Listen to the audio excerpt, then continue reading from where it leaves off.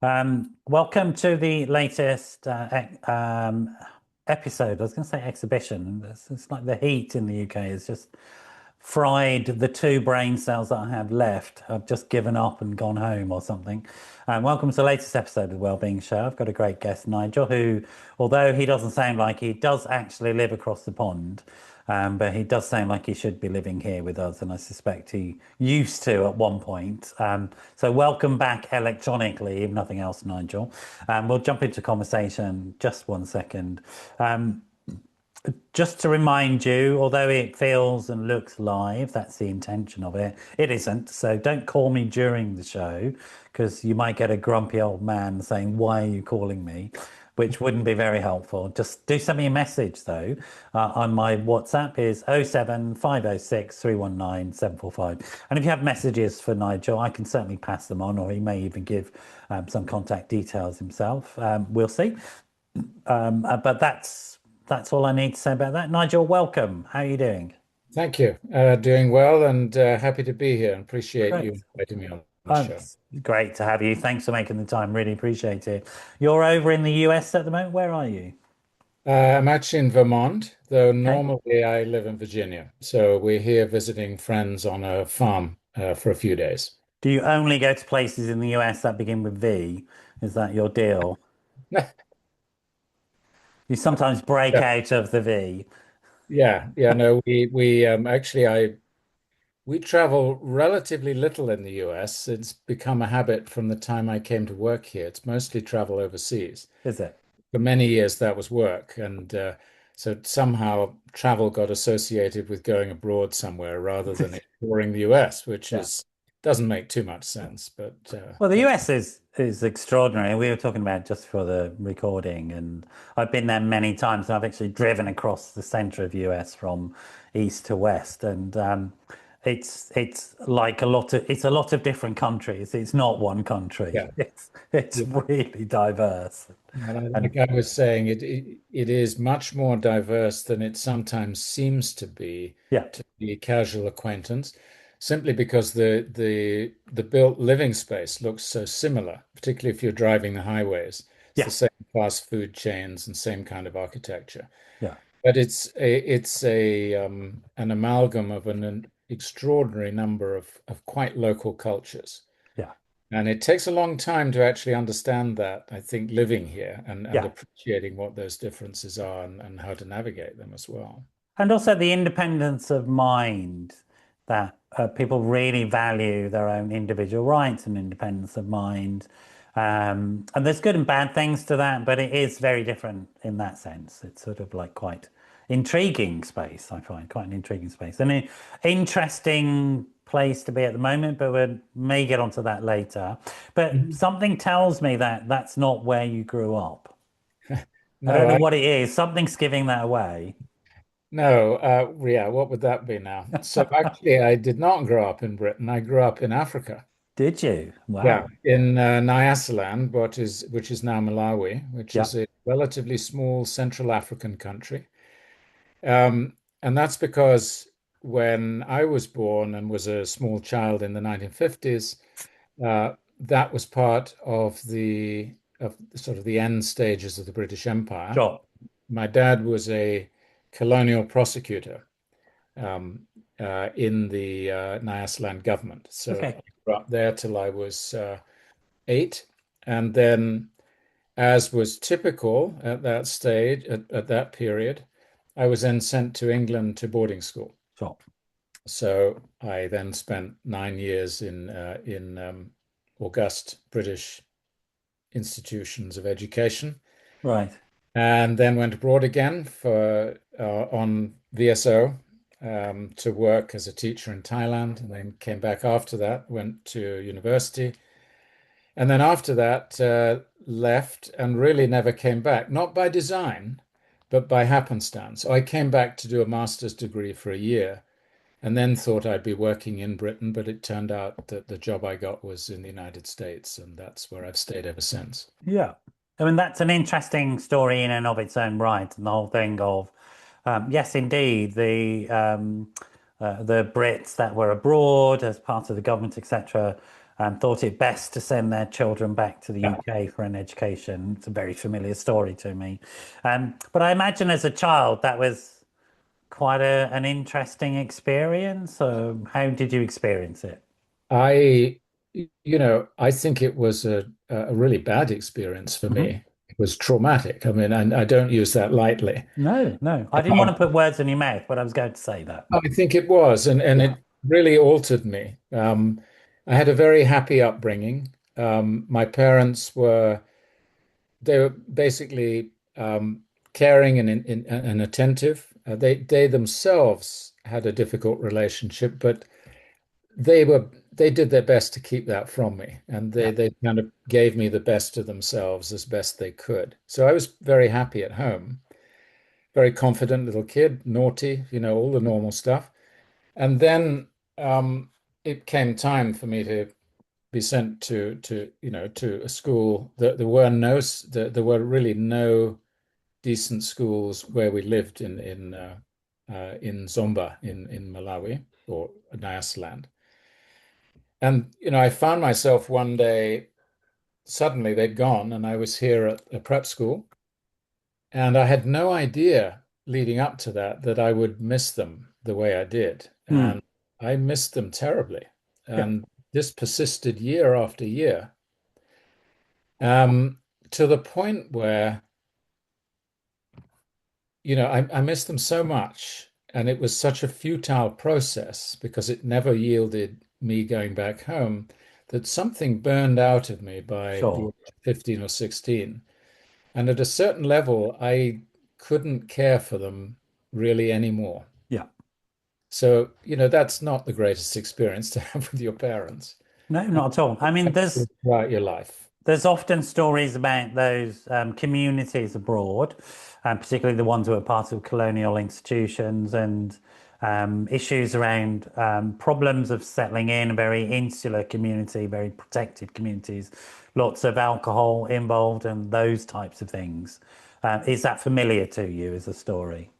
Yeah, looking back on it, it is. Um, in the sense that it was a small, it wasn't a threatened community. This was at least up until the time of prior to independence, it was a very peaceful country. But there was a sense of a group being Yeah, both isolated, but also feeling very special. And that, I think, is the inheritance that's the most difficult thing to handle as a kid, because you grow up with a lot of assumptions. First of all, about race, about, you're white, they were black, you're in charge, yeah. right? That sort of seeps into you. And that was a fact. It wasn't. It's a fact. And working that out through your life in terms of how you relate to people from other Sure. ethnicities and backgrounds, it's always something that you Yeah, have to be conscious of. There was that. The other thing is that as a kid growing up, you felt you had a certain kind of status. It's almost like having a caste in an yeah, Indian. absolutely. That's a nice way of saying it, actually. It's a very clear way of saying it.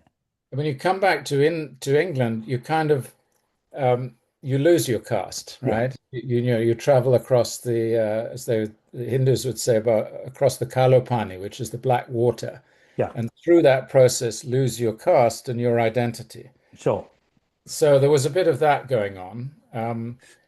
It made me, as a child, sort of intensely and kind of dysfunctionally class conscious yeah, because I was always looking to try and understand where I fit in a way that I think many kids who've grown up in Britain wouldn't in quite the same way. sure, So yeah, it certainly had impacts on how I viewed the world, how I dealt with the world afterwards. And I think it's no coincidence that I elected to spend the most of the rest of my life outside Britain. sure.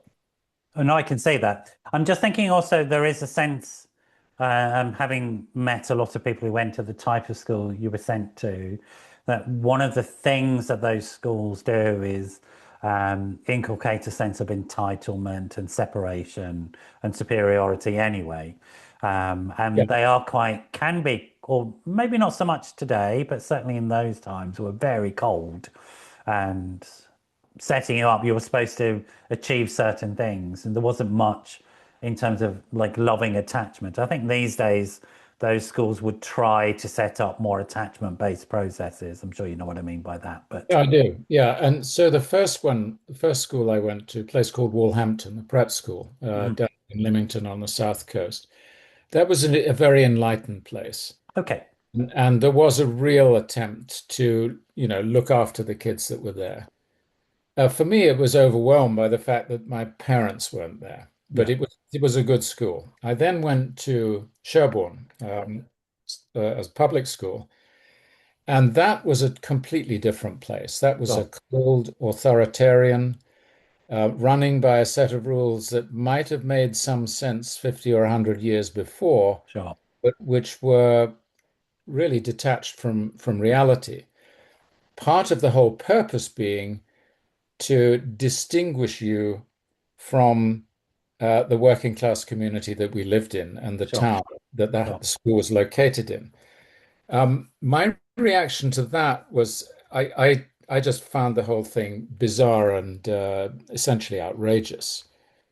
So I think I had a fairly healthy reaction to that part of my upbringing. I just But you didn't. wouldn't have been welcomed and celebrated for that in the No, school. not at all. No, I was considered, You would have been targeted and scapegoated without a doubt. yeah, exactly. I mean, I wasn't particularly good at sport. I was probably a little bit too clever and talked too much, spoke my mind a little bit, Yeah, and yeah, you get kind of ostracized, not necessarily among your friends, but certainly by this system. yeah, And it's a system that is built on dividing the boys against each other by giving them authority at various levels in their absolutely. school That's the career. And prefecture system is very yeah, much and designed. with the ability to punish and, Yeah, and physically punish kids who are younger than them. So yeah. not a sympathetic place. No, I mean it's sort of a bit like William Golding, isn't it? Sort of Yes. it's that type of environment. And Sherborne, I've known other people from Sherborne as well, and similar stories to you. Uh-huh. So in fact, I was very close to somebody who went to Sherborne, and she carried those. I'm going to say scars. Yeah, yeah. She did. She was Persian, and the revolution happened, and she lost her family as well. It was not a great place to lose your family, and to be honest, it wasn't very sensitive. I'm sorry you went through those things, and I'm glad you came out the other side of it. And so then you finish school, you go to university, is that correct? Yeah. And then what was that like as an experience? That was altogether much more pleasant. Right. So the one good thing that Sherborne did was the education. That was really good. And partly, of course, because that was a way of dealing with an environment I didn't particularly like, was to work hard and kind of escape into the work. But that turned out to be a productive response. Yeah. Yeah. Yeah, university was good. I was, I think, unclear about what I was doing there. My best subject was English, so I studied English at university. Halfway through, I thought, this is, what's the point of this? I'm not learning anything relevant. There was the Mhm. term I felt at the time. And I thought about quitting, but I just carried on and finished. And there's a wonderful irony here. So later, I trained as an economist, and I worked as an economist for most of my life. But the English training was always much more useful to me than the economics, because a lot of my work, and this is true in most bureaucracies, is convincing people, uh, Yes. you know, and telling in a written sense and telling a story Yeah. properly so that you convince people. A lot of it is rhetoric. Yeah. And the economic side, certainly important, but that doesn't speak in the way that I mean, I think Keir Starmer could have learned something from you. Very competent guy, but no story, no story that people get hold of. And it was very classically what was being said. So I think that's right. If you're not communicating it well, you could be a genius, but if you can't communicate it in a way that people can get hold of, that's really problematic. What attracted you to economics? So after I left university, I went to Hong Kong, which Hmm. was by that stage my dad was working in Hong Kong, and he was quite a senior official in the government there. And I spent some time with him, and I worked there a little bit as a journalist, and then I was basically spinning my wheels. And Sure. you have to remember, this is 1973 when I Yeah. graduated. And at that stage, what was it? Less than 10% of people were graduating from university. Hmm. Was until the winter of discontent, pretty much full employment. Hmm. And the world as you saw it coming out of university in 73 was not so much, oh Lord, am I going to be able to get a job, as okay, well, when am I going to choose to start working? Yeah. Well, yeah, Right? it's very different world that we live in. Very, That's very right. different from I now. sort of remember I was sort of on the cusp. So that Yeah. I was still in school in 73 and had second Mhm. wave feminism happened, which was great actually. Yeah. Just opened up the world for me as a guy. So thank you, second wave feminism, for that. It made my life a lot better. Sort of, I'm not sure that was the aim of it, but it certainly worked. But I was on that cusp of the shift into then challenges around employment. But certainly, I went to university as well. It was unusual. I was working class. That Mhm. was unusual that I went from an immigrant family, all of that unusual stuff. But it's still a minority of people who went, and Yeah. the explosion of university places, which is great, hadn't happened. And also, there wasn't the pressure that I think younger people have now, which is you have to decide what your career path is at age 5 or something like that now. And I remember just going, oh, I don't know really what I want to do, and even after Mhm. I'd done my university stuff. So, and that being perfectly normal. Yeah, and you didn't carry any debt at that stage because, Yeah. yeah, you don't have to pay, you had to pay a minimal Yeah. amount. I mean, I got a grant to do my post-grad stuff. It's nonsense, isn't it? Yeah. Yeah. A Like, living grant and the fees paid. So yeah. that's unheard of these days. Um, but to reflect upon that, but then you got into economics, which is actually a Yeah. powerhouse subject. I mean, it really is a powerhouse subject. It's sort of, Well, the way I got into it was that after I'd been in Hong Kong a while, I had a friend in Nepal, yeah, and I thought, okay, I'll go and visit her on my way back home, and I've got to figure out when I get back to England what I'm going to do.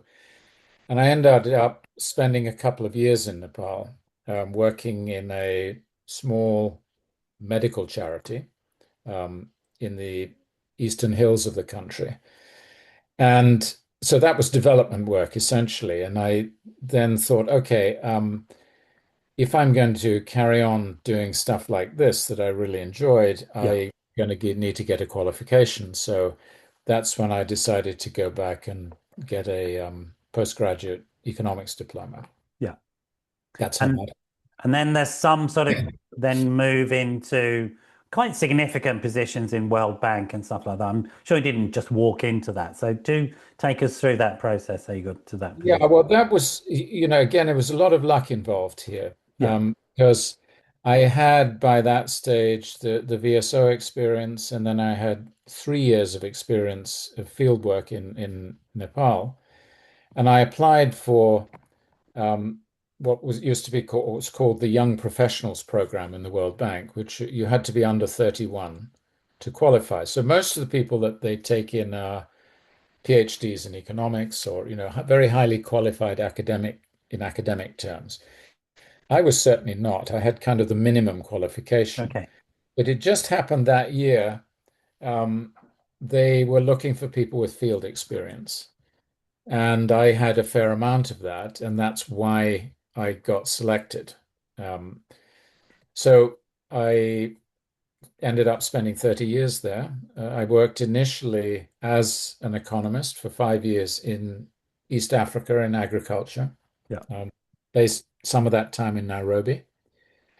And then once my daughter was born, the kind of field time that you had to log to do your job properly, which is like 150 days of the year away from home. Sure.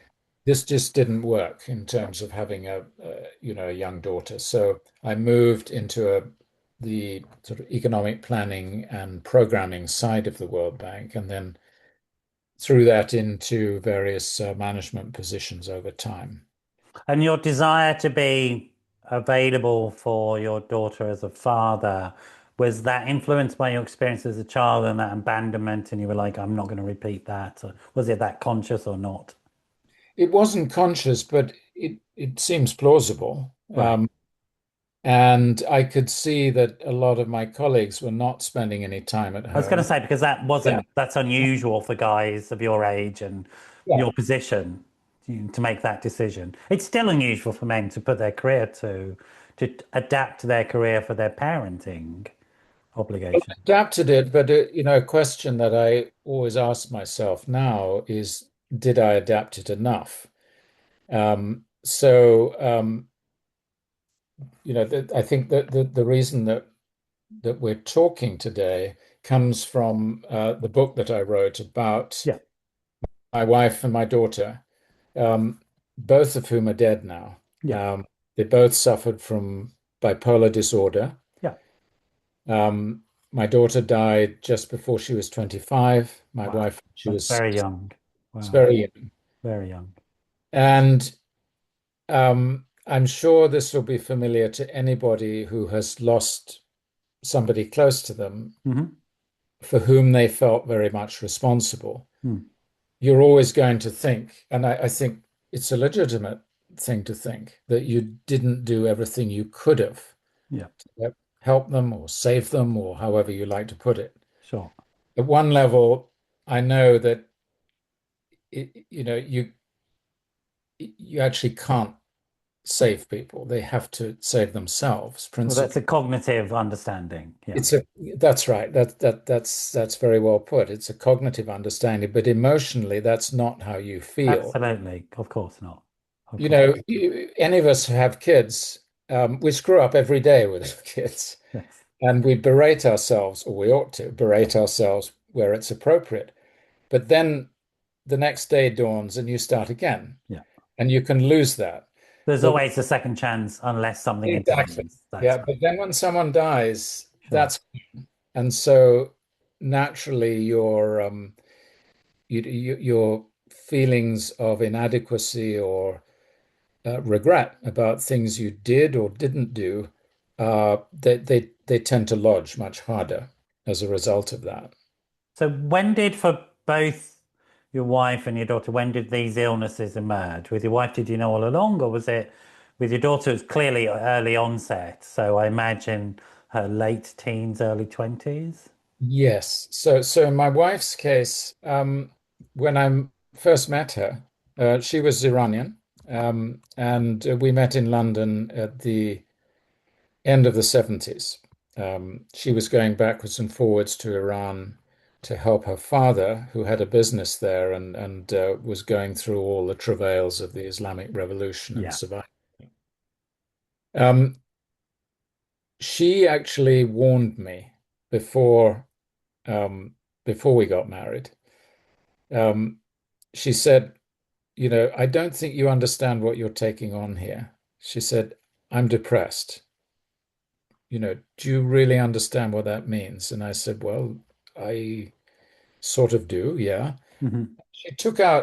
She said, look, let me show you something. And she took out of her purse a little strip of DF-118, right? Which is an opiate. Yeah. It's a synthetic opiate, as far as I understand.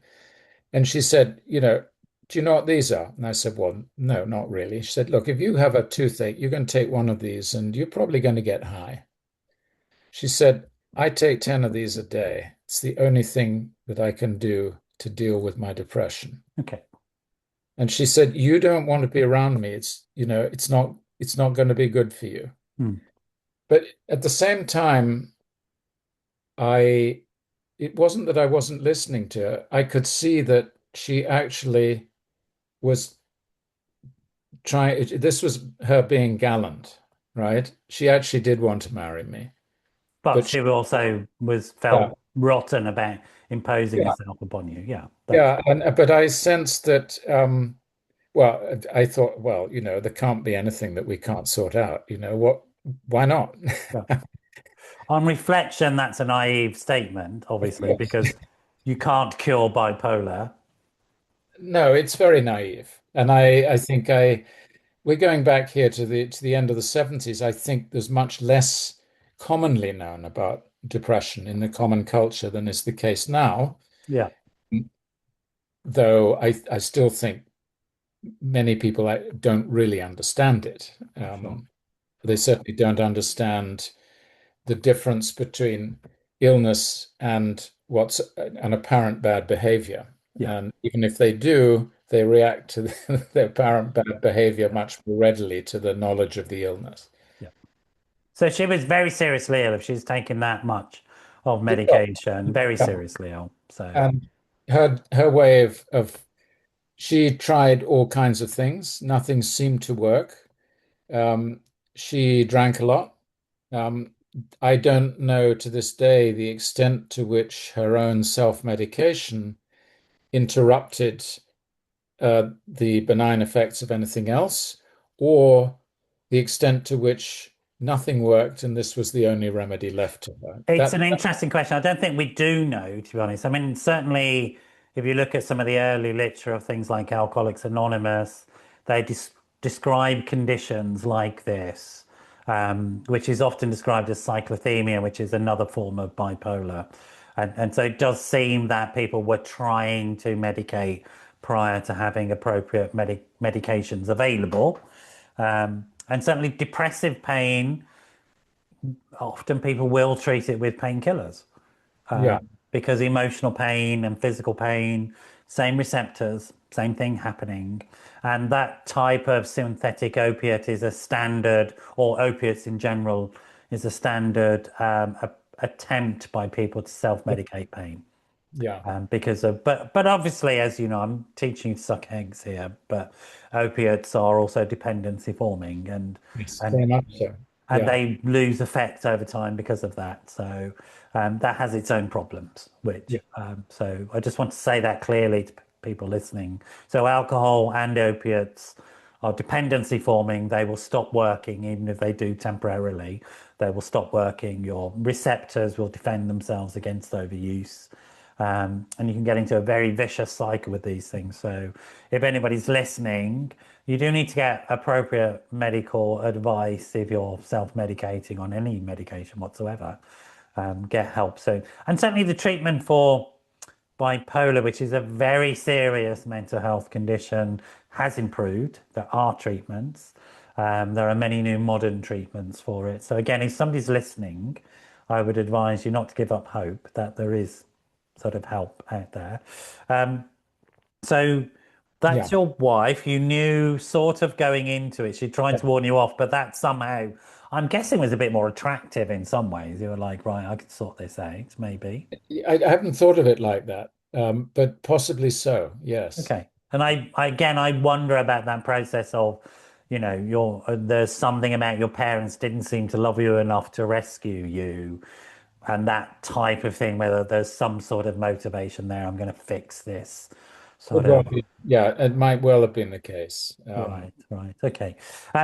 So you get married, you have a relationship and you're very loving towards each other as much as your wife can be loving because there would be restrictions due to her illness, and you have a daughter. Okay. Yeah. Um, Tell me about that if you don't mind. No, sure. So my daughter, as a child, was very bright, very sparky, extrovert. Um, and for the first sort of 3 years or so, all seemed to go very well. Then we moved to Nepal because I was working with the World Bank and I was posted in Kathmandu for 5 years. Yeah. And my daughter certainly missed being in America. She didn't particularly take to the move, but she settled there and she was relatively happy. And my wife also, that was probably And the she best. still had the two of you, so Yeah. children do adjust if they've got familiar attachment objects around them. And So, I was traveling much less because that was one of sure. the advantages of being in a country Yeah. posting, Yeah. that the travel was much less than it would have been if I'd been in Washington. Sure.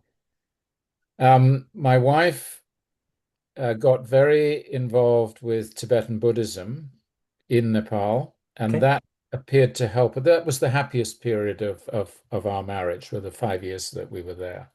Well, certainly there's a lot of evidence for meditation practice, without a doubt, as general health and well-being anyway, but specifically for managing depressive episodes and anxious episodes. You can find forms of meditation that are written into textbooks for Yeah. treatment of depression these days as well. So yeah, definitely. And yeah, she put a lot of effort into this, and it seemed to really help her. It was intermittent though. I mean, there were again periods of deep depression. There were times that she wanted to kill herself, Of course. and then they'd be relieved somewhat for periods of time by, particularly by her involvement with the Buddhist community. Yeah. So at this time, my daughter. So the way that my wife's bipolar operated was it was a rapid cycling form of bipolar Okay. Right. Yes. Yeah. in which the mania manifests as anxiety. Yeah. So it was kind of a double whammy. There was no relief here. It was either depression or serious anxiety. Yeah. And she would self-medicate, particularly with Ativan. And again, the Ativan would lose its valency over time, and she'd try Absolutely. and wean That's what herself off. happens. Yeah. Yeah. And that led to occasional real explosions of temper and anger. And my daughter witnessed probably just a few of those, but enough to destabilize her sense of being safe at home. Sure. Um, I think my wife never quite understood why, a dozen or so episodes over 3 or 4 years would have had that impact. Yeah. Clearly, they did. And they developed a very difficult relationship. When we Well, the came back, research supports that as well. We call them ACEs, adverse childhood experiences, and parental either substance misuse or mental health problems are significant indicators of possible problems for adult life. So, yeah, it's there. and I think one of the other things that my daughter experienced was the inadvertent impact of my enabling my wife's Okay. addictions. So, I would get desperate to try and calm her down. So I'd procure her alcohol or codeine or whatever I could, Makes absolute sense in context. and try and keep everything tapped down. And I think my daughter perceived that as me taking the side of her mother over her Okay. and Right. not protecting her. Yeah. Because I looked at my daughter, I always thought, you're the strong one here, but that was an error. It Mhm. was a mistake, and probably wishful thinking, because it was easier for me to deal with things this way, Sure. just to continually, you know, um, placate my wife. You're having to firefight as opposed to plan a Yeah. treatment regime, etc., etc. You're on your own. So that's the truth. What I should have done, I believe, is I should have taken my daughter away. Okay. And it certainly would have been better for my daughter. I'm not saying it would have been better for my wife. I don't know. But I couldn't do that. And it didn't even occur to me to do that for some time. I just thought, no, my wife is the one who's in real distress here. My daughter seems to be doing fine. I'm going to come back to something and make that statement again, if I may. Yeah. You were on your own. My view as a professional is that there needed to have been support for you as a family so that you could make better choices. Certainly, we'd expect that now. I would expect that now. A major part of my work, we understand in systems theory, for example, that if we're dealing with, say, a parent or a child with substance misuse, mental health problems, we have to think about the whole system that that person exists in, and the whole system is going to need help. Yeah. And I do understand this word enabling, but I think it's a bit harsh. I think the reality is you were surviving and trying to cope and manage without the appropriate tools. Yeah, you're probably right. I mean, I think you are right. And as you'll also understand, it's hard for me to settle on that because, part of my nature is I do want to feel responsible for my actions, and therefore you can't always excuse them if you take that approach, right? But There's a it is difference a matter of between trust, I think, excusing and too. forgiving. Yeah. Forgiving isn't excusing. Maybe there is some lessons to learn for you. I get that, but forgiveness is available and self-forgiveness is available. And I think it's important to think about. So not to challenge you too much. No, no, no. It's look, I don't know. I still don't Sure. know Okay. what happened and why it happened and what I could have done differently. I'm still unclear about that, Okay. even though we thought a lot about it. You're very courageously sharing this with us in a very vulnerable manner. I appreciate that. It helps me. Okay. And I don't see any reason to do it differently, particularly if it does help some other It people and will. It does. kind of feel some companionship and not feel that they're the only ones that are screwing up the whole time, right? Absolutely, absolutely. I'm in peer support for my own addiction recovery, and it helps tremendously to hear people's stories, I promise you. And I go to one of the peer support things I go to is for families Hmm. because my family is similar types of stories, and sharing with other families, other people who've experienced these things, and people have been given decisions that can't possibly be made. Uh-huh. There's no way sometimes of making a decision that is right. There are only wrong decisions to be made at Yeah. times. Yeah. Yeah. And That's it's horrific. It's yeah. horrific. So that's why I'm encouraging compassion for yourself. Maybe that will come. Maybe you'll find that someday. But I'm interrupting your story. So your No. daughter's witnessing this. You can see it's having a negative impact upon her, but you're trying to do the best you can in that situation. So what I did was I took some advice on this, and I decided very reluctantly that she needed to go to boarding school to get away from her Okay. mother. Yeah. And you can imagine that's the last thing I wanted to I do. should imagine. Quite a challenging idea. And Although I've known other people with similar types of difficult family backgrounds who then say to me, "No, actually, boarding school was fantastic for me because it was calm, it was structured, it was predictable, it was rule bound." Unlike my family, where it was so unpredictable, and actually they've thrived in it. So, how did your daughter find that going to that type of environment? she did not thrive there. Okay, all right. I think, felt um, that I had put her out of the house, and Oh, I'd made the it was choice to. a punishment for her. She was rebellious at school. She was an extremely bright girl with serious ADD, Okay. attention deficit issues. Had that been diagnosed or? It had been diagnosed. Okay.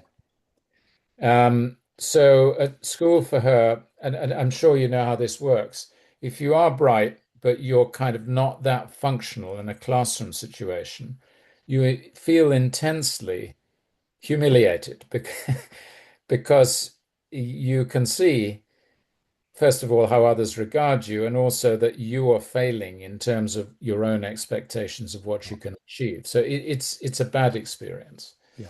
So there was that on top of it. So she cycled through three boarding schools in Okay. Britain, eventually came back home. Um, and we, by this stage, we were in Ethiopia, and things went badly wrong for her in Ethiopia. Lots of drinking, out late at night, Sure. got in trouble. And then at that stage, I left my wife, um, and I took her with me. Okay. And I'd like to say that that was because I had, suddenly wised up and done the right thing, but frankly, it wasn't. I went with another woman, Okay. so I can't even give myself credit for that. But it was the right thing to do vis-a-vis my daughter. Sure. So she lived with me essentially after that. Okay. Um, on the other hand, we went back to the States. Then I went to Israel for living in Jerusalem for 5 years. very, very intense work I environment. was going to say that's frying pan to fire. Yeah. It's And a war zone. It always has been a war zone, and high levels of trauma and PTSD and exactly. fear and so on and so forth. Yeah. Yeah, And, it was very hard work. So although she was living with me, I wasn't spending enough time with her. And again, that didn't go too well. So she was drinking quite a lot by this time. sure. We then came back from Israel to the US. She was by this time in her early 20s, and she then met the father of Alex, my grandson, and they were about to get married. It all seemed to go well for a couple of years, year or two, and then bipolar began to manifest very seriously in her. Now, it hadn't evidently been there before. I'm not saying it wasn't there. Um, It has different points of when it emerges, so that's a normal. For me, yeah, that's a normal story. That's it. So, what age was she when it appeared? The onset. 24, 23, 24. Yeah. I've had that a lot. Early onset is around about those times. Yeah. And it got worse and worse. And then one night, she drank a lot, and she fell off a balcony. And it's not clear quite what happened, whether she jumped or whether it was an accident. Well, she imagined she could fly. Who knows? I mean, it's That's like what it was. Yeah. it's high risk, drink, bipolar, whatever else she was taking, probably some stimulants for the ADD. I don't know yeah. Yeah, So yeah, I was at that stage spending a lot of time still with her. sure.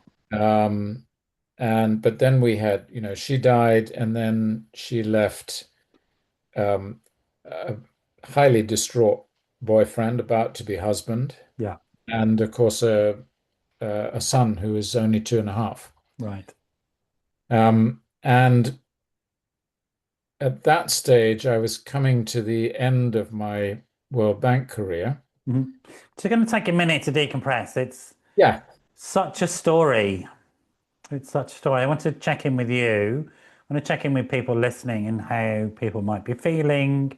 And many people have grown up in sort of challenging family backgrounds, myself included. I'm lucky I've had a lot of help and a lot of support along the years. And I constantly go to support groups around this stuff because it is a lifelong journey. And if anybody's being triggered by these things, do be aware that there are support available. There are peer support available for substance misuse. There's peer support available for families that have experienced bereavement, loss, suicide, etc. So you're not alone, folks. It just feels like you're alone, which is a shitty feeling to have. yeah, It yeah. really is. So how are you feeling, Nigel? So just want to check in with you. No, I'm fine. I'm fine. It's Is that the boarding school fine? no, I think You've it's told this story quite a lot, I imagine. well, I have recently Okay. because I've written a book about it. So I've Sure. now been talking about the story is in the book. And I've been as frank as I can, including about where I felt I went wrong, Sure. and because otherwise the story isn't worth telling. Otherwise, it's kind of silly to. There's a book that's been sent to me by an actor called Greg Wise, who's just written a book. It's not available yet, but I'll sort of ask him to send you a copy, I think. And it's about grief and loss, but specifically about men, grief and loss, Mhm. and specifically about men of our generation, grief and loss, Yeah, because we were not given the tools. no, certainly not. We were not given those tools. No, and you think about it, Yeah, we were brought up by a generation who had been through a completely terrifying war yeah, in which people were dying all around them, yeah. and in which they had to carry on doing whatever it was they were tasked with doing. I was talking to a friend about it the other day, and we were just talking about divorce figures. And I said, and she was quite surprised, but it is a fact that the highest divorce rates in the UK ever were post World War II, just after the war. Is that right? Divorce rates went right through the roof, and they've never ever been that high. But you can understand why, right? You can understand why the sort of family breakdowns. Yeah. Okay, so your daughter has died in horrific circumstances and tragic circumstances. And in like all of those types of situations, nobody really knows what happened, and there's all the stuff that goes on about that, and whether people actually show compassion or not, and the authorities are involved, and all this sort of stuff, right? It's Yeah. quite a brutal process to go through, I know. And it isn't just people turning up with flowers, condolences. There's all sorts of No, stuff that hoops that you have to jump through. yeah, it's having to pay four separate ambulance bills for somebody who's died, all that's kind of junk like that. I know, it's horrific. But you have a son-in-law of a sort and a grandchild still living, and you're involved with a partner. What was the next bit of the sort of narrative that we haven't heard yet? Well, I decided at that point that I would definitely stay in the States Okay, and be close to Alex so I could help bring him up. I that's would your have, grandson. yeah, I'd have happily brought him up myself, Okay, but his father was still alive and his father lived with his mother. So they were the principal caregivers. The first few years of his life, he probably spent about a third of his time with me. sure, Um, and then I maintained very close contact with him right through to the age of 13. He's 18 now. Um, the household he lived in was pretty chaotic. sure. His dad had addiction problems, Yeah, and the grandmother was a very strong character, very controlling, and for Alex growing up, very difficult to deal with. Um, we got to a point when Alex was 13 when his father, who was still living with the mother, um, decided to move out, but to give me legal custody, okay, which is an unusual thing. yeah, So I was very happy with that. Alex was happy.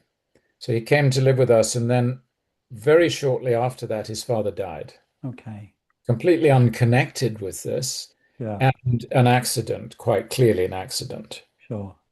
It was a drug overdose. There was fentanyl involved.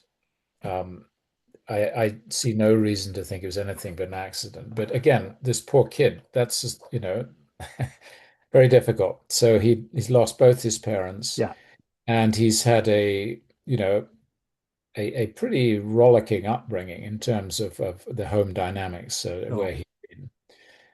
So he's lived with us for the last 4 to 5 years, and he's been very much my focus of attention since then. And you might say, okay, well, you got a second chance here because you didn't do so well with your daughter. You're going to, be an ace grandparent with your grandson. It's not that simple. No, not at all. He's been through a lot. He's carrying a great deal. Of course.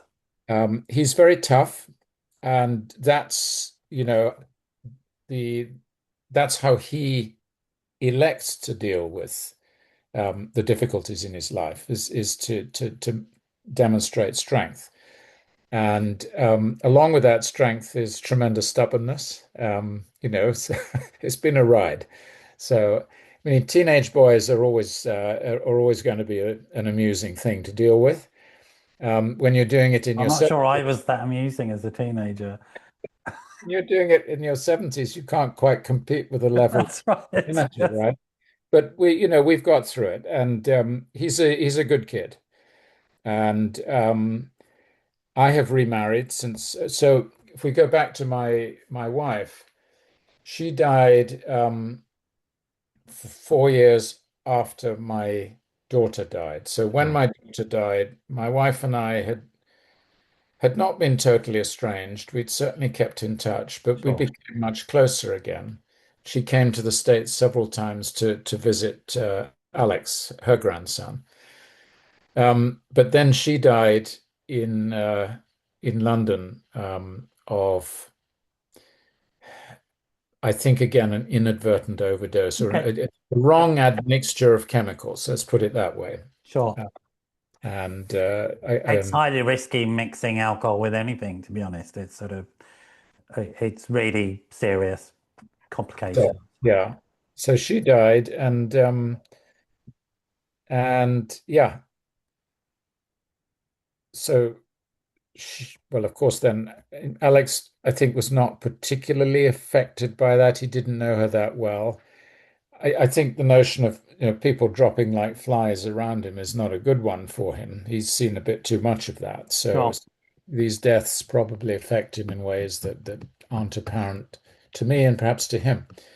But yeah, he's doing pretty well.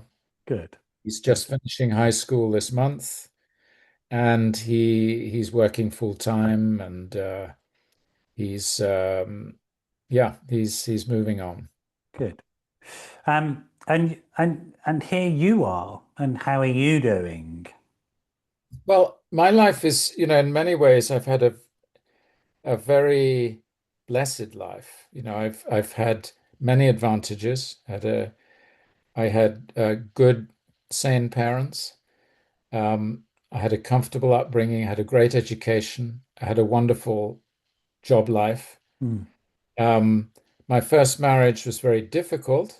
I've been married. I was married again. Been married now 14 years. That's been extremely happy.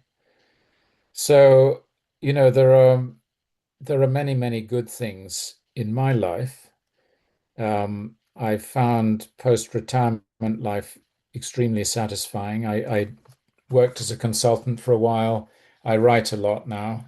Um, it's a full life, and I tell you what I think has really helped me, Yeah.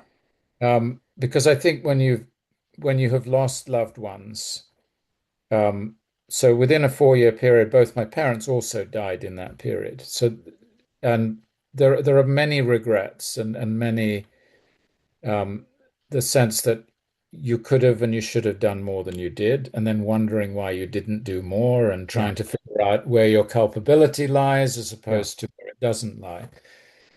For me, the most helpful thing of all, and I have had successful therapy in the past. It wasn't therapy, it was a different form of therapy. It was taking a journey, a hike in Nepal, and then writing about it. Yeah. That forced me to write about things that I found very difficult to write. Yeah. It took a long time, but it's had a cathartic effect on me. So it's been really helpful to me. And that I think has done a lot to put me in a relatively good place at this stage. Mountains are my happy place. So I did my first 4,000 meter peak this year, and Ah, I'm okay. having to lose weight to make sure I can do the next stage, which is all. But mountains were always where I went with the trauma and stuff like that.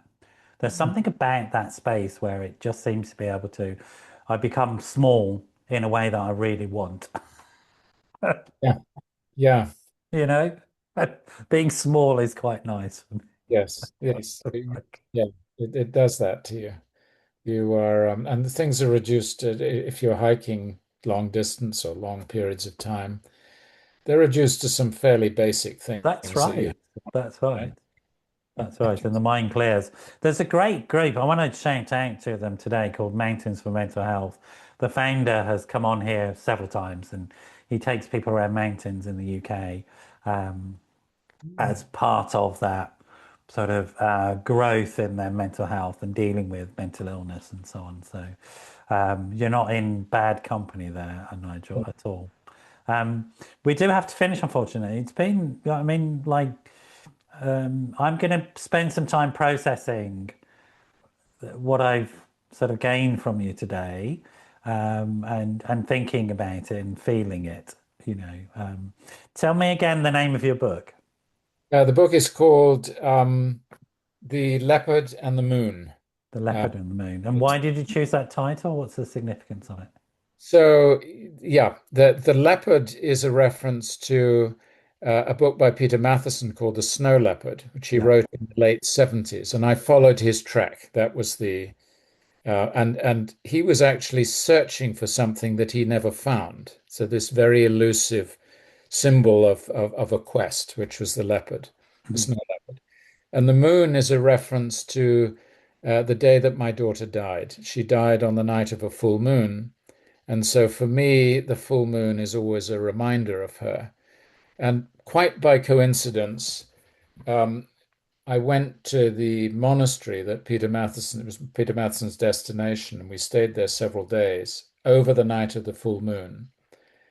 And while we were there, I forced myself to read some things that she'd written as a child that I had not been able to read up to Wow. that point.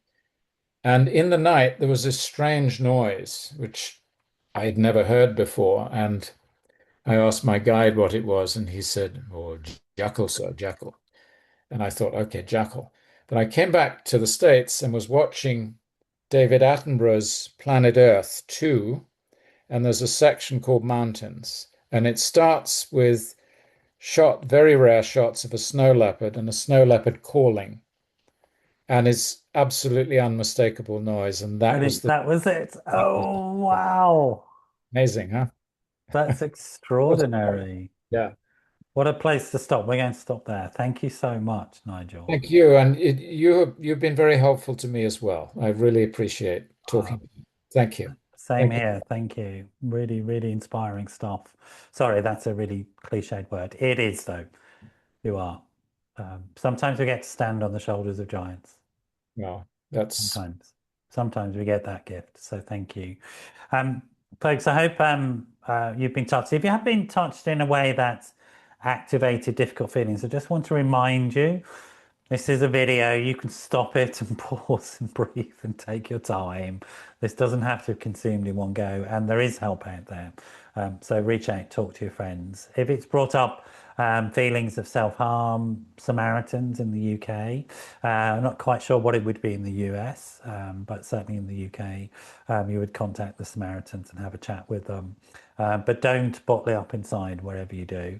Thank you for joining us this week, and I'll see you all at the next episode of The Wellbeing Show. And so bye-bye for now.